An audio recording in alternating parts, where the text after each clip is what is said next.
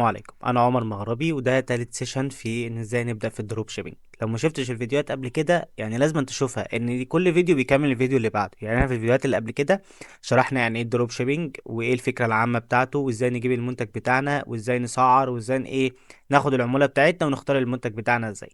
فاحنا دلوقتي محتاجين نبدا بقى في العملي. احنا دلوقتي مثلا انت لما هتيجي تقول انا عايز ابيع حاجه، في حد يقول لك مثلا ايه هتبيعها في محل. احنا مش دلوقتي ما عندناش محل، احنا المحل بتاعنا هو الصفحه. احنا راس مالنا الصفحه دي. اذا كانت الصفحه دي بقى ايه هتكون موجوده على الفيسبوك، انستجرام، تيك توك، ده راس مالك.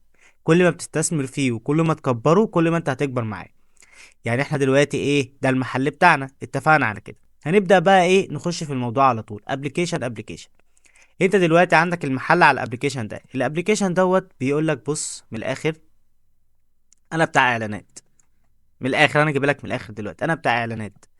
عايز تحط الصفحة بتاعتك عندي، احط لك الصفحة عندي واعملها لك ببلاش وكل حاجة، بس بعد اذنك كسبني معاك. انا اديني فلوس عشان اعمل لك الاعلان عشان يروح لايه، للناس اللي عايزة تشتري منك ايه المنتج بتاعك. طب هتيجي في الحتة التانية يقولك طيب مش معايا فلوس، تعال نخش على حتة الجروب. يعني مثلا جروب معين حد عامل ناس بتحب مثلا عربيات، ممكن تروح تبيع عليه اكسسوار العربية. ناس بتحب الاوتفيت ممكن تروح تبيع عليه ملابس. مثلا ناس اولياء امور بيهتموا بالدروس وهكذا ممكن تبيع عليه كتب. كل جروب بنشوف الاهتمامات بتاعته ايه. في ناس جروبات معينة للكوزماتكس ممكن تاخد منتج كوزماتكس وتروح تبيعه عليه، يبقى كده ده جروب. بص انا عشان ما اضحكش عليك، انت حتما ولا بد انت تبدأ على الجروب. البيع بتاع الجروب بيكون قليل يعني بنسبة 20%. وده رزق عامة يعني، بس انا بقول لك الخلاصة عشان ما ايه ما اعملكش البحر طحينة وفي الاخر تروح تنزل على جروب ومحدش يشتري منك تقول الراجل ده بيضحك عليا. 20% ممكن تبيع من على الجروب، وال80% هتبيع على ايه؟ على الادز. احنا لسه كل ده ما اتكلمناش على الريلز، يعني كل ده بنتكلم في الاساسيات. طب تعالى بقى ايه نخش على واحده واحده. كده احنا عرفنا الفيسبوك بيشتغل ازاي. يا تعمل لي اعلان وانا هوديه، انا هاخد الاعلان بتاعك مشكورا هوديه للناس اللي عايزه تشتري منك. لو حد اشترى منك هيقول لك مثلا انا بحاسبك على 3 حاجات. اول حاجه لو عندك ويب سايت، التحويل على الويب سايت بحاسبك عليها. او لو عندك رساله باخد مثلا كل واحد يبعت لك رساله بياخد مثلا من 2 ل 5 جنيه. انت مثلا اللي دخل ده اشترى، انت بتسعر ازاي؟ الفيسبوك خد منك 5 جنيه، 5 جنيه بس. تمام. بعد كده انت خدت العمولة بتاعتك 50، يبقى انت مكسبك 45 بس. عشان تبقى عارف، بس دي ليها قصة وحوارات كتيرة جدا.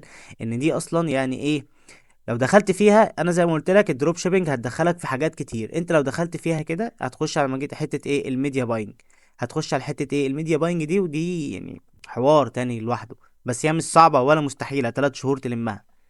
ف3 شهور كتير كمان. فنيجي بقى نخش تاني حاجة عندك ده، وده الاتنين دول مشتركين في حاجة واحدة، الريلز. خلينا بص ده يعني انا من وجهة نظري ده اصعبهم. ليه؟ ان الناس الجمهور اللي على الانستجرام غير الجمهور اللي على التيك توك. ممكن الجمهور التاني مثلا بيكون ايه الكواليتي بتاعه اعلى، حتى لو لما تعمل اعلان للانستجرام الكواليتي بتاع الجمهور بتاعه اعلى. بيحب الحاجه البريميوم اكتر وبيحب نوع من الفيديوهات معين السريعه اللي بتجيب من الاخر كده واللي يكون شكلها حلو.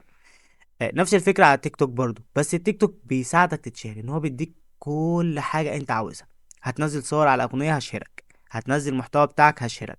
انت لو تيجي تقارن بأي صانع محتوى بيبدأ المشاهدات على ده وده بتبقى قليلة جدا. على التيك توك هتلاقي مثلا صفحات عليها مثلا 2 مليون، وهتلاقي على الفيسبوك والانستجرام هتلاقيهم مثلا عنده 50 ألف. هتقول لي الموضوع هنا بيحط في حتة الربح، دول مع بعض بيدوك ربح في الآخر على المشاهدات.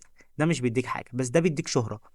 يعني هديك مثال، نعتبر مثلا التيشيرت نص سوسته ده انت عندك واحد منه في البيت، ولقيت افiliيت بيبيع نفس التيشيرت بالظبط.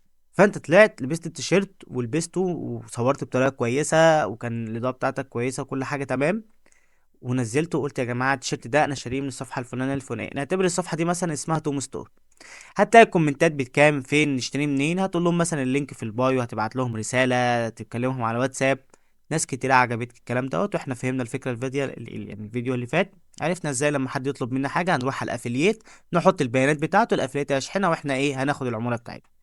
هي دي كل دي النقطة. بس خلينا ايه النهاردة هنبدأ ايه في الفيسبوك. بس انا كده اديتك ايه زي بريف عام. الفيسبوك هيعتمد على حاجتين، احنا قلنا الاعلانات والجروبات، والصفحة بتاعتك ده ايه اللي انت هتبيع عليها. الجروب انت مش بتبيع الصفحه بتاعتك، بتبيع بالاكونت الشخصي. يلا بينا بقى نبدا في الجزء التاني. هنخش كده مثلا ده الفيسبوك. اول حاجه هنعملها نقفل بس الصفحة دي، نخش على الاكونت بتاعك الشخصي. هتقوم نازل تحت كده عرض كل سنة، تقوم عامل انشاء صفحة. صفحة عادية لقيت ملف الشخص دي ما انصحش بيها حد، تعمل صفحة على طول. بدء الاستخدام. هتقوم دايس اسم الصفحة بتاعت الفئة المطلوبة، انا هبيع ايه، ادوات منزلية، ملابس وهكذا، ودي الصفحة بتاعتك اللي انت هتعملها. انا كده كده عندي صفحة مش هعملها، فانت الصفحة دي انت بتكمل البيانات بتاعتها بس. هنيجي مثلا اهو، انا مثلا عامل صفحة اسمها توم ستور. تمام، ادي الصفحة بتاعتي اهي.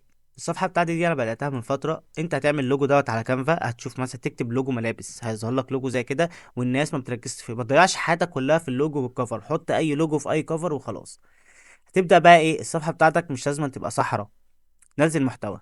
نزل محتوى ما تبيعهوش، مش مهم، نزل محتوى. المحتوى ده مثلا يعني انا نزلته عادي فيديو على الاغنيه زي كده. دور على الحلوين. فاهم قصدي ايه؟ خلاص لقيته جايب 1300 مشاهده، 9 تعليقات بس، دول نصهم مثلا كان ناس صحابي بس. المهم يعني ايه، صفحه ما تكونش فاضيه. وهكذا اللي بعد بس دوت انا عملت عليه اعلان. عملت يوم ولا مش فاكر قد ايه ده، عملت عليه احد اعلان. بيريد الزهر لا. وعملت منه مثلا اوردرات. هكذا هفضل انزل في المحتوى عشان الناس ما تخش تلاقي الصفحه بتاعتي فاضيه. نزلت محتوى، نزلت محتوى، حاجات كتير ممكن تكرر بس مش مهم، المهم الصفحه بتاعتك ما تكونش فاضيه. هتلاقي ناس تحت ايه، نزلت فيديوهات، فيديوهات ما تجيبش مشاهدات، ما تركزش في الحاجات ديت. مثلا دي شنطه اشتغلت عليها قبل كده، نزلت عليها. المهم ان الصفحه بتاعتك مش صحراء. وده تيشيرت برضه كان على افيليت وهكذا. كده الصفحه بتاعتك ايه، انت عملتها. اللي هيخش هيلاقي في باك جراوند عندك كتير، هيلاقي في ناس طلبت منك، يعني في 127 تعليق هنا مثلا. ومثلا الرياكتات مش متركزة في الحاجات ديت، عشان ممكن تلاقي صفحة معلهاش 5 6 لايك وبتعمل ب200 ألف جنيه في الشهر عادي جدا. اعلانات بتعمل اكتر من كده. فانت ايه، خلاص ظبطت الصفحة بتاعتك، بدأت تنزل المنتجات بس. الصفحة بتاعتك ده محل واحد. انت مثلا لما بتلاقي محل بيبيع عصير، مش هتلاقي محل بيبيع عصير دوت مثلا هيبيع سمك. يعني فاهم قصدي ايه؟ فانت دلوقتي نزلت عن الملابس، الصفحة بتاعتك من الملابس. فانا هديك مثلا مثال تاني، ادي الصفحة بتاعتي مثلا اسمها وسيط. الصفحة دي كانت أدوات منزلية مثلا وعلى الجفت والحاجات اللي زي كده. المهم انت ايه، تظبط الدنيا، يعني تكتب مثلا أي حاجة انت تعملها، ده متجر هدايا، معلومات اتصال انت تظبطها وتظبط الحاجات ديت وتبدأ تنزل محتوى. أنا مثلا كنت منزل على البوكس بتاع رمضان في محتوى نازل. دي كل الحاجات دي انا عملت عليها اعلانات، يعني الحاجات دي ريتش دوت ممكن يبقى فيه اعلانات، دي حاجات مثلا ب75 مشاهدة وتعليقات وهكذا. بعد كده هتنزل كمل تحت، نزل المحتوى بتاعك براحتك بس بالحاجة بتاعتك. يعني ده اعلان انا كنت عامله على البوكس بتاع المصليات. بعد كده انزل تاني تاني تاني، هتلاقيني بدأت الصفحة دي ايه، ما كنتش بنزل ايه. انا الصفحة دي بدأتها اصلا عشان انزل ادوات منزلية، فبدأت اجيب الريلز ديت مثلا من على مواقع الكوبي رايتر اللي هي معلهاش حقوق نشر، ان اي حد ممكن يستخدم الفيديو ده. ده على علي بابا، جبت الفيديو ده من علي بابا، اللي هو انت ممكن تبيعه برضه، مش بتاع حد من الاخر، محدش يجي يقول لك الفيديو ده بتاعي. بدأ يجيب مشاهدات. فالفيسبوك الالجوريزم بدأت لما تعمل الاعلان تروح للناس المهتمة بالمنتج بتاعك. المشاهدات ما تركزش فيها، يعني هتلاقي مشاهدات جايبه 1700، نفس الكلام، وهتلاقي مشاهدات جايبه 1500. بعد كده هتنزل هتلاقي ما كملتش 1000. بعد كده هتلاقي فيديو عندك جاب 500000. انت الفيديو ال 500000 ده لو المنتج اللي فيه ده اصلا، لو انت اتذكيت وحطيت المنتج اللي انت بتبيعه، انت ال 500000 مشاهده دولت لو عملنا 10% منهم، في ناس كتير سالتني على فكره على المنتج ده وانا ما ردتش. فاهم قصدي؟ يعني المنتج ده فعلا كان على افiliate، المنتج فعلا ده كان على افiliate، وجاب 53 الف مشاهده. فتخيل 53 الف مشاهده بس منهم 1000 مهتمين بالمنتج، يا عم 100، انت عملت 100 اوردر ببلاش. كده تمام، يبقى كل صفحه نعمل لها كاتيجوري اللي احنا عايزينه. تمام، احنا دلوقتي خلصنا صفحات، قول لي بقى حوار الجروب بقى ايه، عشان برضو ايه يبقى عملنا نعلم. ادي هنا استنى، ده الجروب اهو. ده جروب اوتفيت، يعني انا دلوقتي محتاج انزل عليه الحته بتاعه الاوتفيت. فاحنا هننزل تحت كده.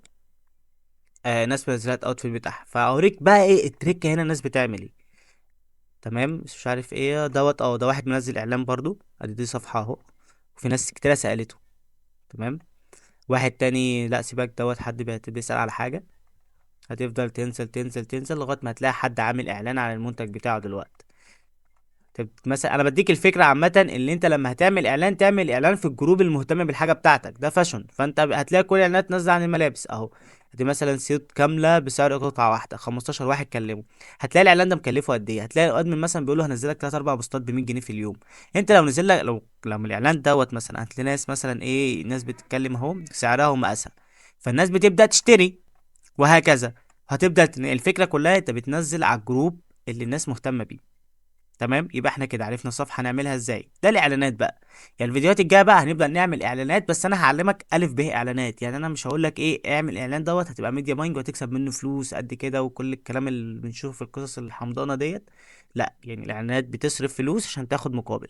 فانت هتصرف هتاخد مقابل، ممكن تصرف وما تاخدش مقابل عادي. يعني هي الدنيا ماشيه كده. بعد كده احنا دلوقتي دخلنا على الافيليت، برضو احنا شرحناه في الفيديوهات اللي فاتت.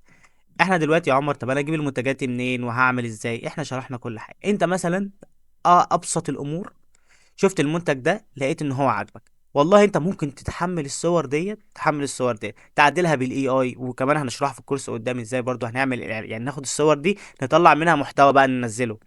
بس خلينا دلوقتي في البسيط خالص. هتاخد الصور دي تنزلها مثلا عندك على صفحة الفيسبوك، هتنزلها على الانستجرام، هتنزلها على التيك توك. لو نزلت الصورة دي بس ونزلتها على اي ميوزك على التيك توك مثلا ليه علاقة بالعيد، هتلاقي اجباري الالجوريزم بتاع التيك توك جاب لك مثلا 1000 مشاهدة. 1000 مشاهدة يا عم، احتمال ال1000 ولا 2000 مشاهدة حد يسألك بكام وتخش تعمل اوردر. انت اولى مثلا بال50 او 60 او ال100 جنيه اللي هتخش لك كده. بس تخيل بقى انت لو فضلت تعمل ايه على المنتجات كده، مثلا اخترت نيش معين في المنتجات وبدات تعمل عليه اعلانات، تعمل عليه فيديوهات كتير كتير. فيديو مثلا هيجيب لك مليون. انت ذات نفسك الصفحه بتاعتك هتكبر. فانت خلاص انت دلوقتي مش محتاج تعمل بقى ايه، هنرجع للنقطه بتاعتنا، ولا محتاج تعمل اعلانات ولا محتاج تعمل الحوارات كده. فانت من الاخر، من الاخر راس مالك هيبقى في الادز. تمام. الجروب مش هتاخد منها فلوس كتير. انت عندك راس مالك، انا شايف المحتوى مع الوقت هو اللي هيعمل لك فلوس كتير. فانت خليك في الحاجتين. لو انت ان شاء الله يعني شاطر، هتعرف تعمل محتوى وتعرف تصور بنفسك وتعرف تجيب المنتج وتصوره، انت كده هتعمل حاجتين، هتسوق لنفسك وهتكسب. تمام، سوق لنفسك، الاكونت بتاعك هيكبر، هتكسب العمولات اللي بتجيلك من المنتج اللي انت بتعمله. الجروب مش كلها هتجيب لك اوردرات، يعني بقول 20 ل 15% بس من الناس اللي هتكلمك. الادز انت لما تتعلمه هيفتح لك حته الميديا باينج، هتكسب فلوس. بص يعني الادز ديت والله العظيم دي الكنز. انت اول حاجه بتتعلم. نعتبر مثلا انت عملت اعلان ب 500 جنيه، جالك 5 اوردرات ب 250 جنيه، انت خسرت 250 جنيه. بس والله انت كسير، يعني 250 جنيه خسرتهم اتعلمت معرفه، عرفت الاعلان ده خسر ليه وكسب ليه، وانا هستهدف الجمهور بتاعي ازاي، وهتقعد تطور نفسك تطور نفسك. فجاه في الاخر انت هتبقى تعرف بتعمل اعلانات. لما تعرف تعمل اعلانات انت ممكن تشتغل ميديا باينج. وانت انا عايز اقول لك على حاجه، السكيل بتاعت الكورس، بتتفرج على كورس بتطبق عليه، بتروح لشركه تدريب بتعلمك اعلانات ازاي. فتخيل انت بتشوف الكورس وبتطبق عليه وبتعمل اعلانات بنفسك وبتكسب منها او ممكن تخسر. بس هو الاغلب انت مستحيل هتدفع 500 جنيه الا لو انت عامل اعلان بنسبه 100% غلط. تمام، ومش هيجيلك منه على الاقل حاجه 250 جنيه. تمام يا عم، خسرت ال 500 جنيه، انا بكدب عليك وهقول لك انت خسرت ال 500 جنيه، بس ال 500 جنيه مش مبلغ قصاد المعرفه اللي انت هتتعلمها. انت اتعلمت تحلل الاعلان خسر ليه، انت خلاص يعني انت خلاص عرفت الاعلان خسر ليه. الاعلان الجاي انت هتكسب منه بنسبه يعني 80% ل 70%. هنحط العوامل التانية اللي بقى العملاء ما بتستلمش الاوردر، اللي اتكنسل، اللي محدش عايز الاوردر، وهكذا. دي كانت كل الفكره كلها. الفيديو الجاي ان شاء الله هنشرح ده ازاي نبدا ننزل عليه محتوى بقى، ونشرح التيك توك ازاي نبدا ننزل عليه محتوى. ودي كده كل اللي محتاجه عشان تبدا، يعني انت مش محتاج حاجات اكتر. هننزل ان احنا كده الفيديو الجاي هنتكلم عن المحتوى، بعد كده ايه، احنا مش هنتكلم على الاعلانات، احنا نعمل اعلان على طول. يعني انت شوف الاعلان اللي انا بعمله وجربه. عايز تتعلم اعلانات بقى، هتلاقي كورسات قد كده بتعلمك تعمل اعلانات ازاي على الفيسبوك. وعلى فكره الاعلانات دي برضو موجوده على الانستجرام، بس هو الفيسبوك والانستجرام هما الاثنين دول موجودين مع بعض. ممكن تعمل اعلان برضو على تيك توك وعلى سناب شات. انت بقى لما تدوس في حته الاعلانات هتعرف انا بتكلم عليه اكتر وتبدا تدوس اكتر. بس كده، لو عجبك الفيديو ممكن تعمل لايك وشير وتبعته لواحد صاحبك عايز يتعلم الدروب شيبينج. والسلام عليكم ورحمه الله وبركاته.